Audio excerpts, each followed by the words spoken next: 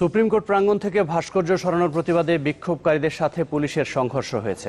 রাজু ভাস্কর্যের সামনে সমাবেশ শেষে মিছিল নিয়ে সুপ্রিম কোর্টে যাওয়ার পথে তাদের বাধা দেয় পুলিশ।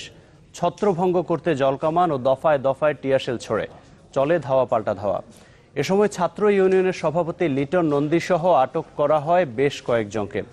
আহত বেশ কয়েকজনকে ভর্তি করা হয় ঢাকা মেডিকেলে।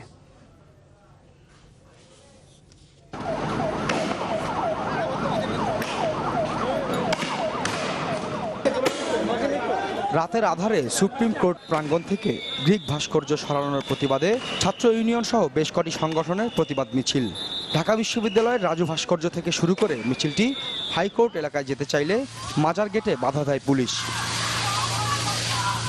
বিক্ষোভকারীদের ছত্রভঙ্গ করতে শুরুতেই জলকামান, পরে দফায় দফায় নিক্ষেপ করা হয় টিয়ারশেল।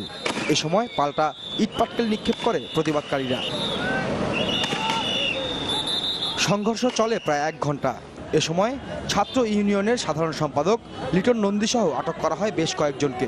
পুলিশ যেভাবে জলকামান থেকে জল ছুড়েছে এবং পরবর্তী সময় মুহুর্মুহু টিয়ার সেল নিক্ষেপ করেছে, এটি নেক্কারজনক। মূল দাবি হচ্ছে সুপ্রিম কোর্টের যে ভাস্কর্য, সেই ভাস্কর্য অবিলম্বে প্রতিস্থাপন করতে হবে। আগামী কালকে সারা দেশের সকল শিক্ষা প্রতিষ্ঠানে, বিশ্ববিদ্যালয়ে, কলেজে এবং জেলায় আমরা বিক্ষোভ কর্মসূচির ঘোষণা করলাম। পুলিশের দাবি, আইন শৃঙ্খলা পরিস্থিতি নিয়ন্ত্রণে রাখতেই বিক্ষোভকারীদের ছত্রভঙ্গ করা হয়েছে। হাইকোর্ট বাংলাদেশের একটা কেপিআই, এখানে এটা বাংলাদেশের সর্বোচ্চ আদালত। এখানে সকল ধরনের সভা সমাবেশ নিষিদ্ধ। কেউ হাইকোর্টে সভা সমাবেশ করতে পারে না। তো এই হাইকোর্টে নিরাপত্তা বিবেচনা করে তাদেরকে আমরা নিবৃত্ত করছি, সকাল থেকে নিবৃত্ত করছি যে হাইকোর্টে আসা যাবে না, দূর থেকে যেটা করেন। তারা আমাদের কথা শুনে। দুপুর 1টার দিকে যান চলাচল স্বাভাবিক হয় শিক্ষা ভবন, দোল চত্বর এলাকায়। রাশেদ নিজাম, চ্যানেল 24, ঢাকা।